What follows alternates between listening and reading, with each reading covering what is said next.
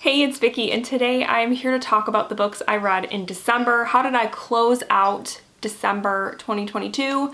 I read 10 things in December, 5 print books, 1 ebook, and 4 audiobooks, and I think basically it was kind of a okay month. But let's get into it.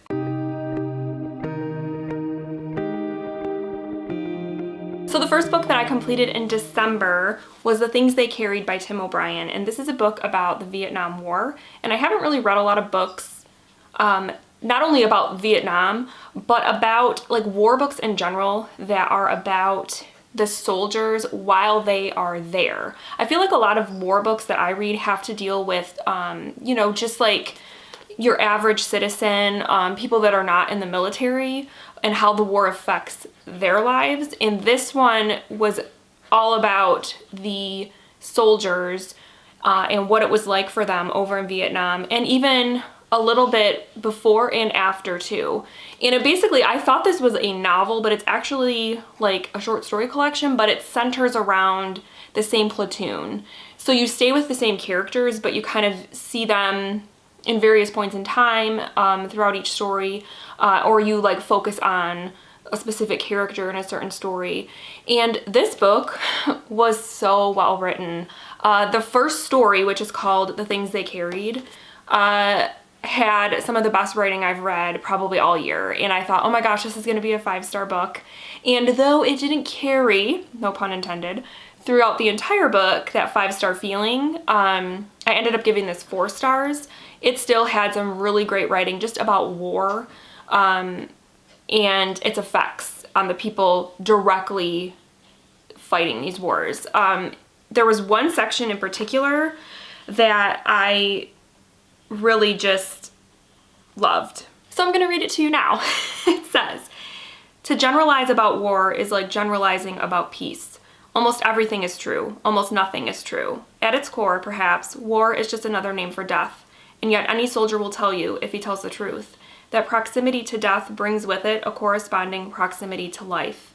After a firefight, there's always the immense pleasure of aliveness. The trees are alive, the grass, the soil, everything. All around you, things are purely living, and you among them, and the aliveness makes you tremble. You feel an intense, out-of-the-skin awareness of your living self, your truest self, the human being you want to be, and then become by the force of wanting it. In the midst of evil, you want to be a good man. You want decency. You want justice and courtesy and human concord, things you never knew you wanted. There is a kind of largeness to it, a kind of godliness. Though it's odd, you're never more alive than when you're almost dead." Like, I just thought that was so beautifully written. So yeah, this book was really good if you are at all interested in reading about Vietnam or just war books in general. Definitely check this one out. I gave it 4 stars. Next, I completed a book that I started in November on audio, and that is Stephen King's Bag of Bones, and the audiobook was also narrated by Stephen King. And this one is about a writer who loses his wife very unexpectedly, and he is grieving her loss, and it is affecting his writing. He has writer's block. Every time he tries to sit down to write, he just can't do it, and it's been like that since his wife passed away. So he decides to go to their sort of like summer cabin that they call Sarah Laughs, to go there and see if maybe changing locales will sort of help him and also help sort of process his grief, because that was a place that they shared together and it was one of their favorite places. And when he gets there, there's a presence there. And so this very much is like a ghost story, like a kind of a haunted house sort of story. And I liked it. I feel like this book felt more like literary for Stephen King.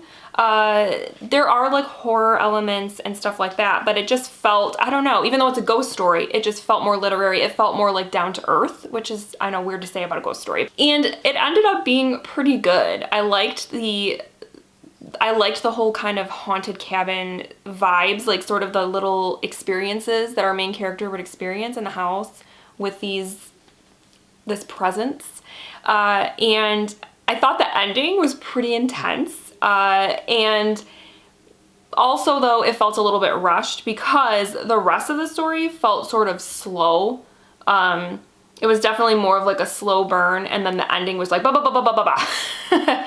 And yeah, otherwise, like, I thought that this was fine. It was good. I didn't hate it. I wish it was a little bit shorter, just a little bit.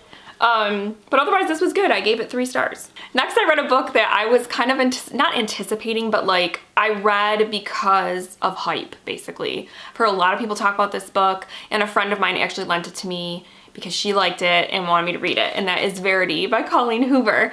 And this one, I feel like everybody knows what this book is about because I feel like everybody's read this book but me.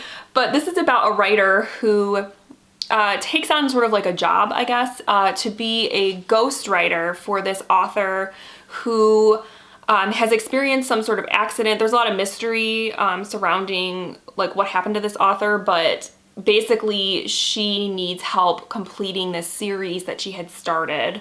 And so this author named Lowen, I think her name is, the main character, she goes to this author's house to basically help to ghostwrite this series, to complete this series for this other author named Verity. And yeah, this book was a lot of fun, I have to say. First of all, the first line in this book, I was like, what? The first line is, I hear the crack of his skull before the spattering of blood reaches me. And I was like, damn, this is gonna be a ride. And it kind of was. Like, for a thriller, I really liked the pace. There were parts of it that were sort of predictable. Like, I kind of knew where it was going. And it's one of those books, though, that sort of, in the end, is a little bit frustrating. Because you're like, if this character would have just done one thing, just one thing, the whole entire outcome, story, whatever would have changed. So it's like one of those that kind of frustrates you.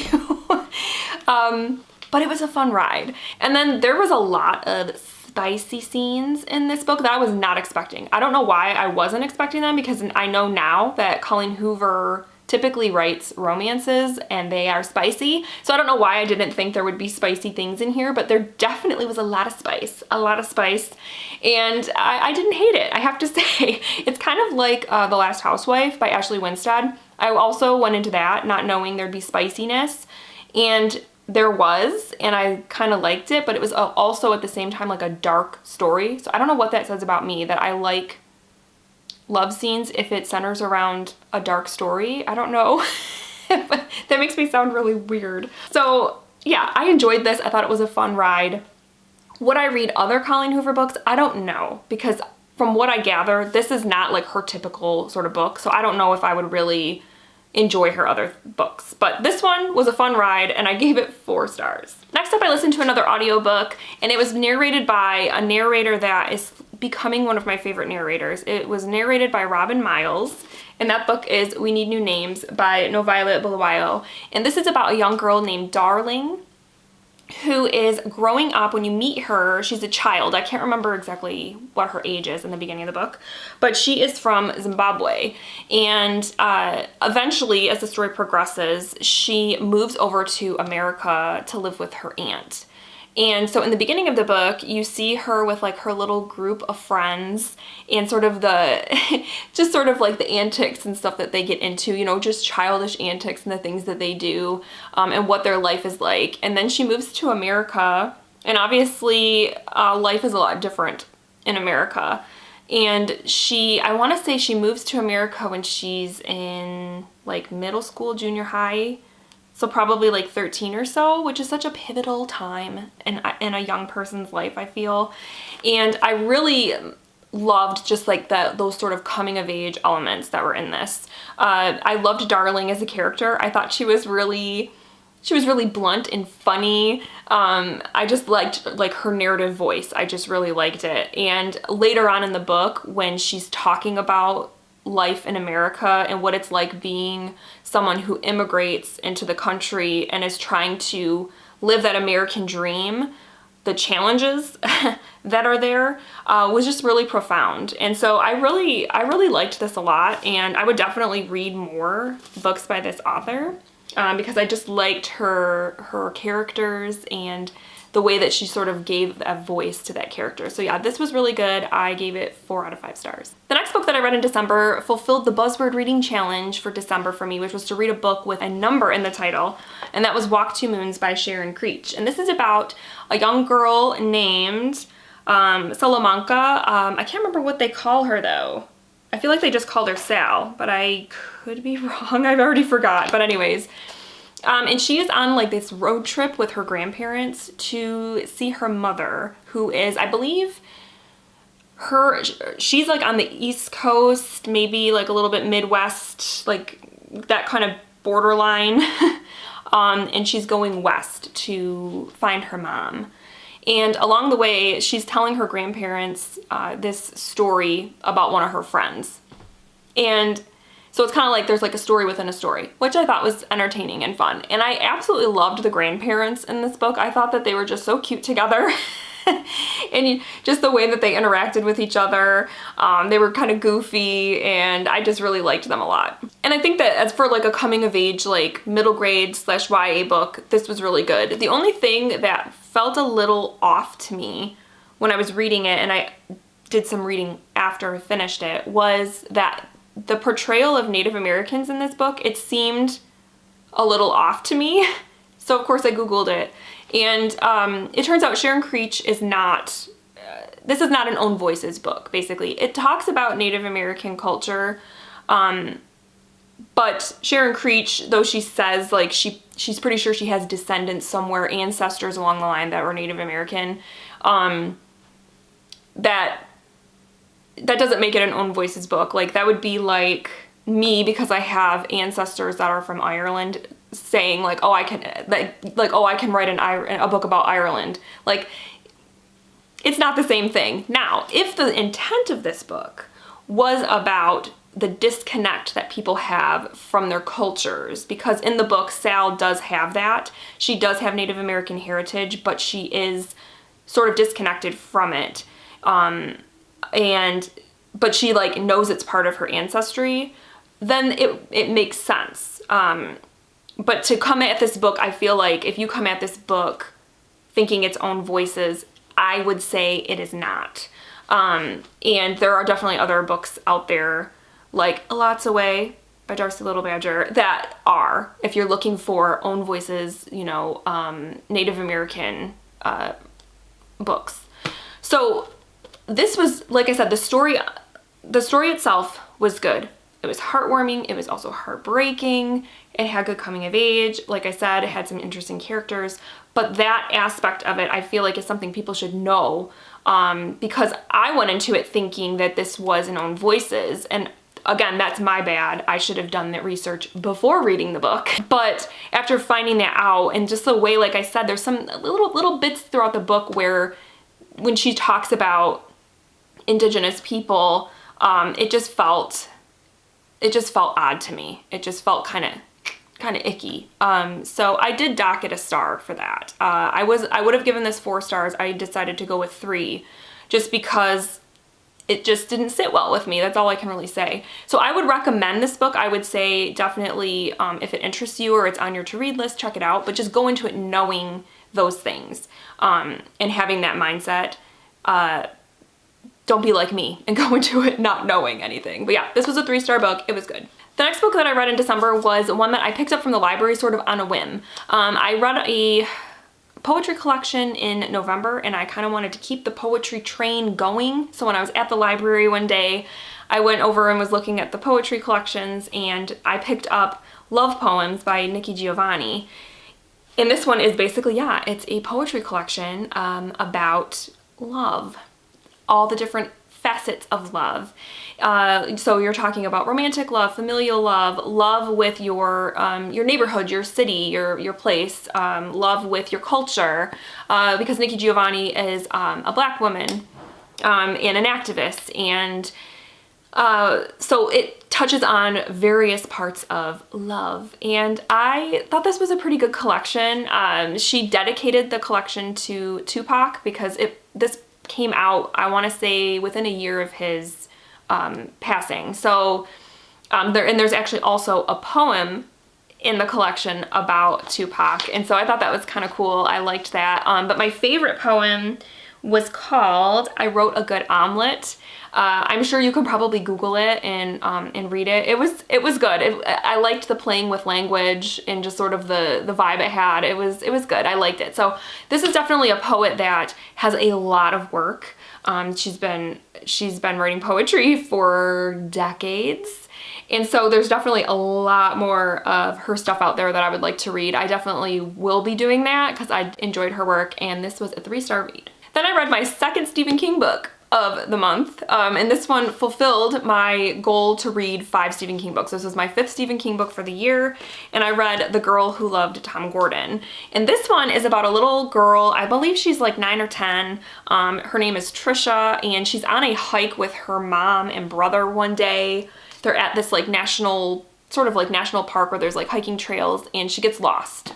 She gets separated from her mom and brother, and she gets lost in the woods. And she is a huge Boston Red Sox baseball fan. And as she's like sort of trying to survive in the forest, she is sort of using her love for baseball, and specifically the player Tom Gordon, who was a Red Sox player at the time that this book was written. I believe he was a closing pitcher. She kind of uses that as a mechanism to help her stay focused and like survive, basically. And that was the aspect of the book I loved the most, was that you take something like baseball and use that as a coping mechanism, because she has like a little headset, little like Walkman headset that so like in the evenings, especially when it gets dark and she's scared, she puts her Walkman on and she like is listening to the Red Sox baseball games and stuff like that. And even like when she's in the forest, she is, obviously he's not really there, but she is envisioning Tom Gordon, and he's there kind of like guiding her through this very traumatic ordeal. And so I really loved that kind of tie-in. I'm a baseball fan. The Detroit Tigers, of course, are my team. And so I really loved how he kind of brought those two things together. And then also just the way the book is organized. Every chapter is like an inning, like in a baseball game. So I just thought that was really cool, and I really liked this. It's definitely more of like just like a survival. I don't even know if I would call it horror. I mean, there are parts, I guess, that could be considered horror. This was definitely, for me, was more just like a suspense book. But I really liked it. I thought that it was like, there were parts that were really like, whew, you know, that kind of got me emotionally. And overall, it was a really good experience, and I gave it 4 out of 5 stars. Another book that I read in December to complete a goal that I had for 2022 was to read a big book, and I read The Terror by Dan Simmons. And this is a big book. 765 pages, and I can honestly tell you that this is unnecessarily big. I think that this book could have been at least 200 pages shorter and been just as an effective story. But it deals with a group of men in the 1840s that are on this ship. Well, there's 2 ships really. There's the Terror and Erebus, and they are up in the Arctic exploring. And when you meet them, they are trapped in the ice. And they've been trapped in the ice for like a year. And so they're dealing with the elements. It's like 50 below zero. They're stuck in the ice. They're starting to worry about their supplies dwindling down. Scurvy is a real concern. And then on top of that, there's this like ice monster that is slowly taking them down.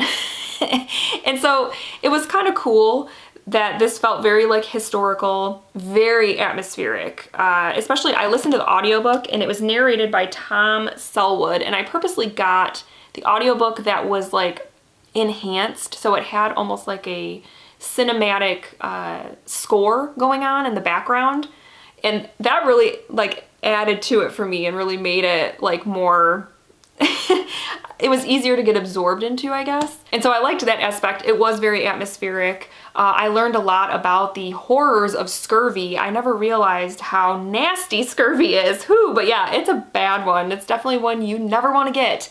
And, but overall, I think, like I said, this book was a little bit too long.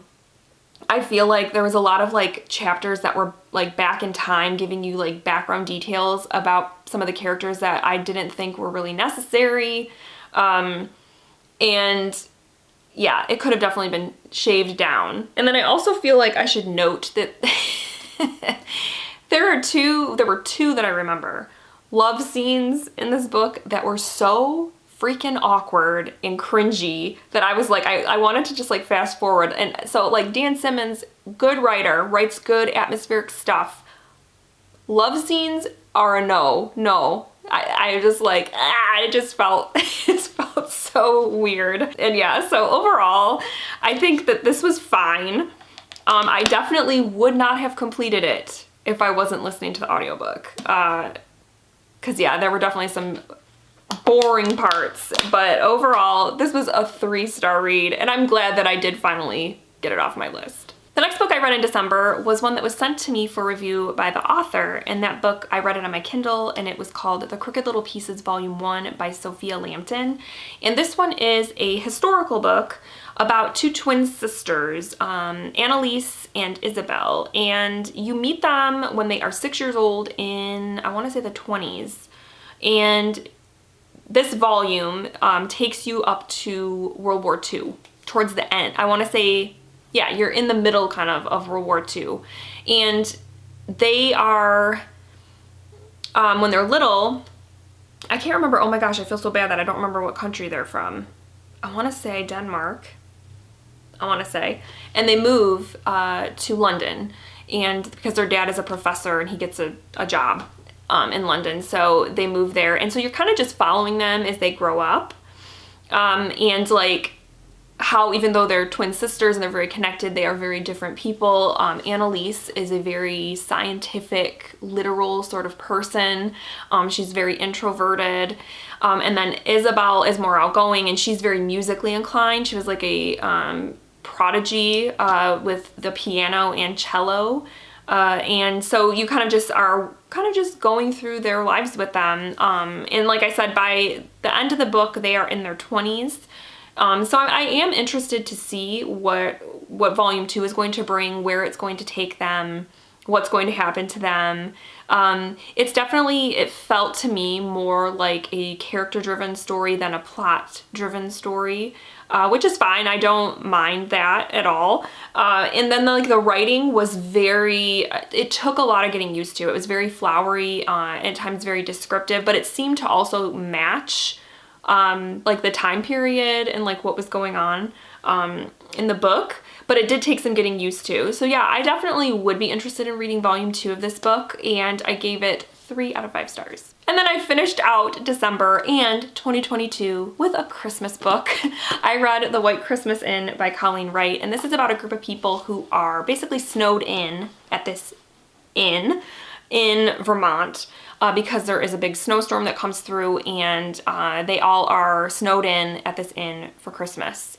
And this is basically a Hallmark movie in book form, which you kind of get a feel is like what it is going to be like going in.